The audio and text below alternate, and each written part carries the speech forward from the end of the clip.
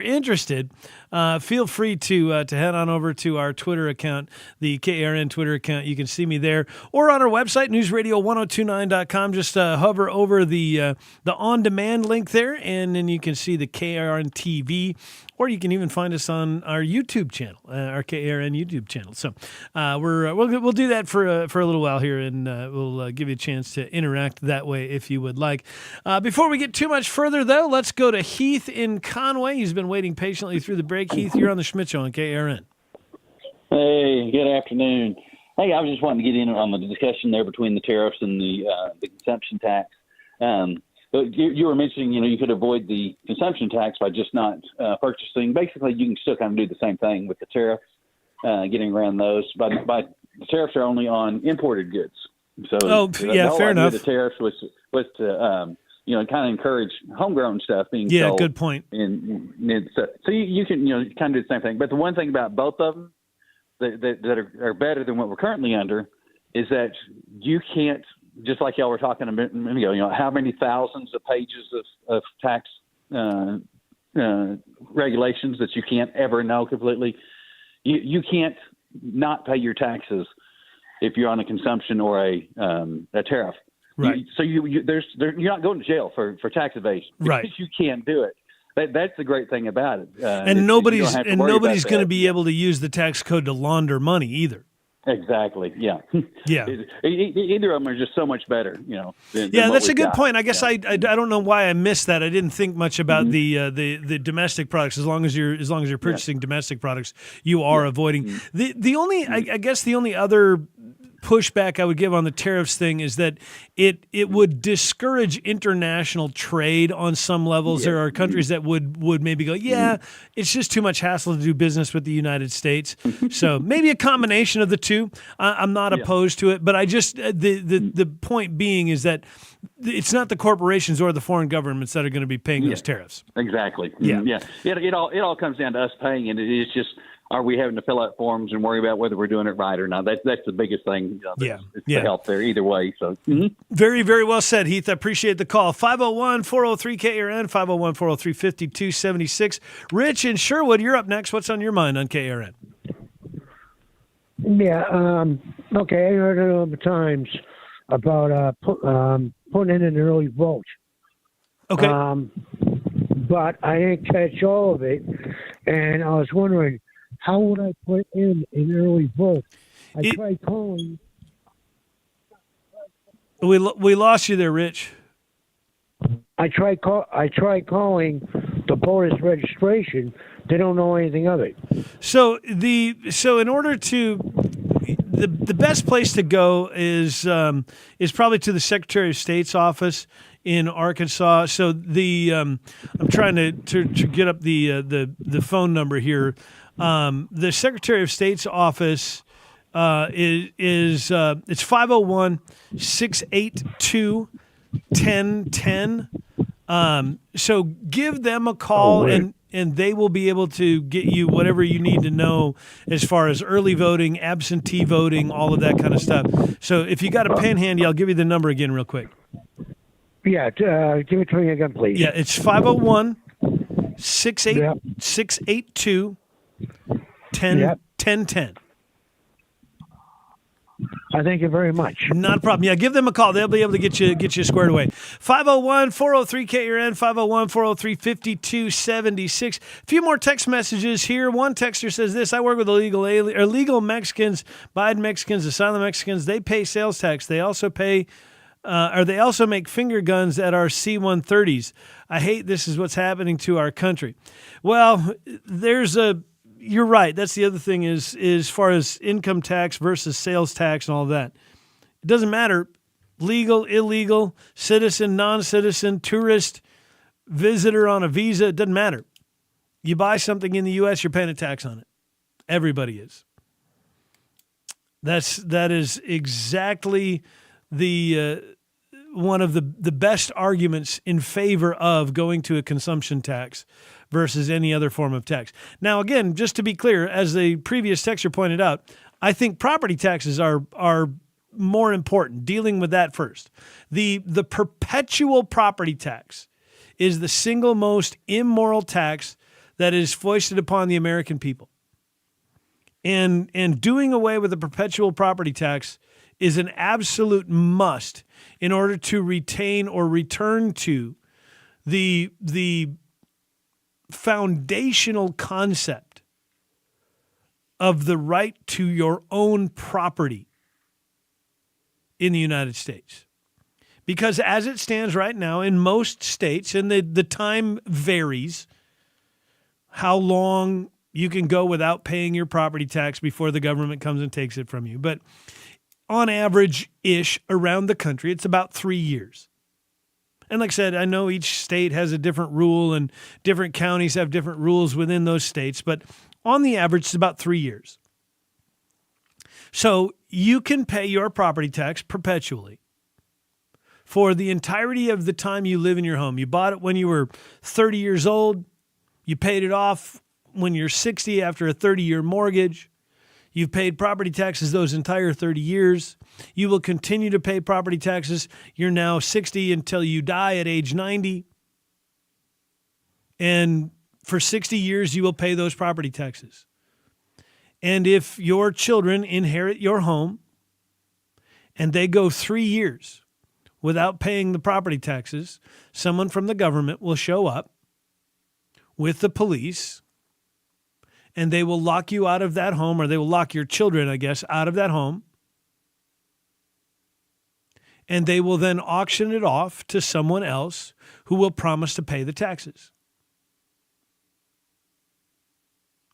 If your children religiously and regularly, when they inherit your property, and when you're 90 and they're 60, and they pay it for another 30 years, and then your grandchildren inherit and they pay for another 30 years, and then your great-grandchildren and your great-great-grandchildren and your great-great-great-grandchildren, and that property remains in your family for 240 years, and you pay property tax on it for every single one of those 240 years. And 230 years from now, your great-great-great-grandchildren don't pay the property taxes for 3 years.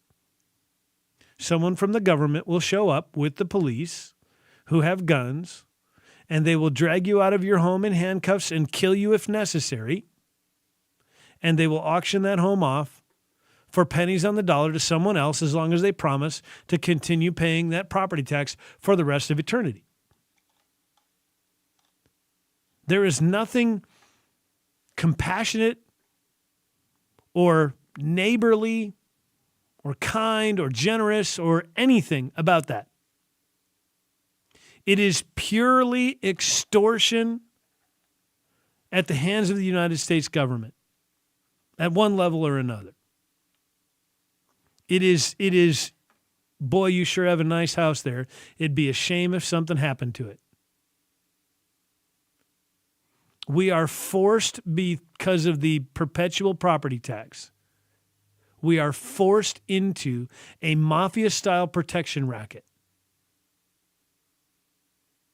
And it is immoral, and it is unjust, and it needs to be fixed. Period. You will never convince me that the perpetual nature of property taxes is a necessary evil, because if we don't, our kids will be stupid and we won't have schools. That's nonsense.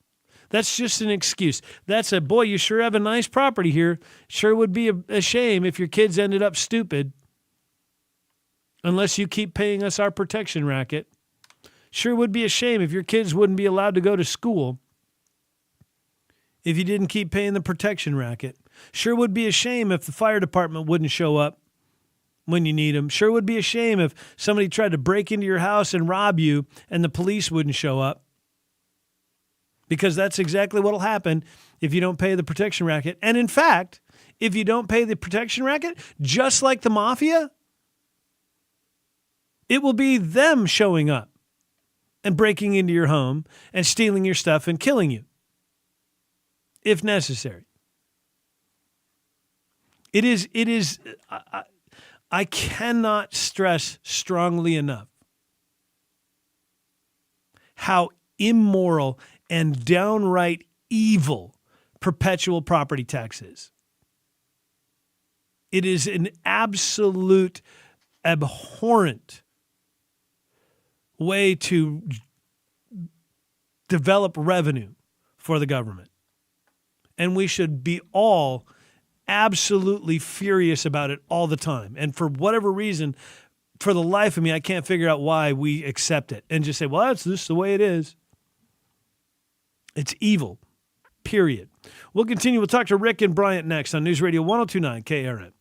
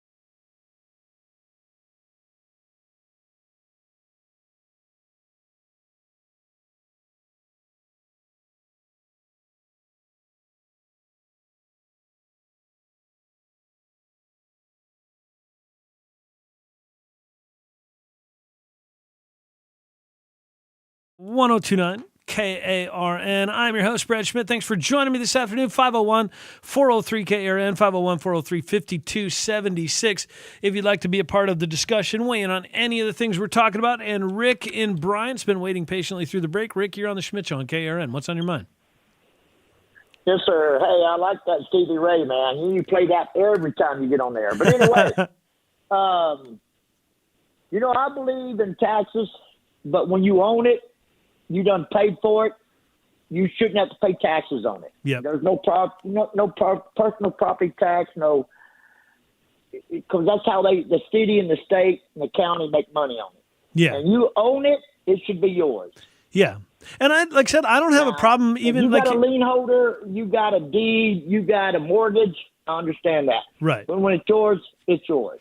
Yeah, and like You I said, should not have I to don't pay taxes on it. I don't have a problem. So you buy a house for $200,000, you pay the say 8.631% that you would be required and you lived to in play it for 21, 22 years. Right. You pay for it, it should be yours. Right. So that just for the math of it, the 8.631% here in Little Rock on a $200,000 house is $17,000. Added into the price of the house, added into the mortgage, That's a year, whatever. or is that for the whole duration of the loan? Yeah, whenever. I mean, if you've got the cash, you can pay it right up front. I don't really care however you pay it, but pay it through payments on the mortgage or however you pay that $17,000 in taxes. But once that's paid, it's yours forever, and the government can never come take it from you. That's the way it should be. Right. And that should not be controversial. But for whatever reason, I'm genuinely stunned that I hear people arguing, well, we have to have this or our kids won't have schools. We have to pay this or we won't have police or we won't have fire. So what you're telling me is you're willing to buy into the fact that the government can withhold resources from you, can withhold police, can withhold fire, can withhold education from you unless you continue to pay them their protection fees for all eternity. It is an absolutely immoral tax. Right, That's exactly. what you're doing now. Yeah, exactly. Yeah, Rick, I appreciate the call. It's a So very, is very. that not like some type of extortion? Let's get that out there. Well, yeah, Let's get that out there. It's a mafia style protection racket. Oh, You're my absolutely Lord. right. Miss Sanders is gonna love this. Rick, Y'all have a good day. I appreciate the call, man. Have a good one. 501-403-KARN, 501-403-5276. Yeah, it really is. It is a mafia style protection racket. And everything that the government does has become that. Think about the way you live your life. Think about the ways that the government interacts with you in your life at any given moment in any given situation. When you hear politicians running for office, if you do not do this, we won't be able to fund that. And you hear them say, well, if you do not give us more money, we're going to have to start cutting things. And what are the things they always threaten to cut? They always threaten to cut the police. They always threaten to cut the schools. They always threaten to cut the fire department. They always threaten to cut the roads. They always threaten to cut the things that you need to simply do your daily life. They cut the roads, they cut the sewer, they cut the water, they cut the electricity, they cut the cops, they cut the fire. They always cut the things that you need. They never say, well, hey, if you don't give us all of this money, we're going to have to quit sending money to Venezuela to study the mating habits of a South American cricket. They never say, well, if you don't give us all this money, we're going to have to cut funding to the multi-trillion-dollar military-industrial complex. And we won't be able to develop the latest and greatest nuclear bomb. We won't be able to send more money to Ukraine to fight Russia. We won't be able to send more money to Israel to fight Hamas. In fact, we won't be able to send the hundreds of millions of dollars that we are still sending now to the Taliban. They never cut that stuff. The only thing they ever do is threaten you with cutting the things that you need in your daily life on a regular basis. Roads, cops, fire, and teachers. That's where they go every single time. And if you don't agree to it, well, why do you hate children? Why do you hate impoverished people? Why do you hate black people? Why do you hate Hispanics? Why do you hate this? Why do you hate that? And they make you out to be the bad guy. And they say you're the bad guy because you're unwilling to give up your own liberties and your own rights and your own freedoms.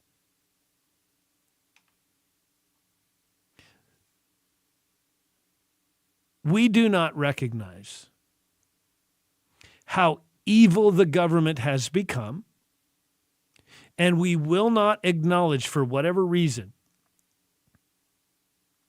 the horrifying lengths that these people will go to force you into submission and keep you under their thumb.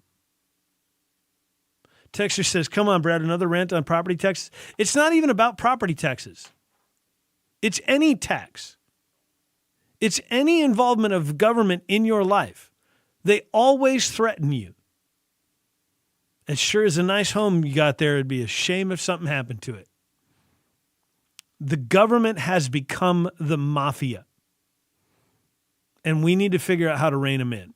We'll continue with the Schmidt Show after this on News Radio 102.9 KRN.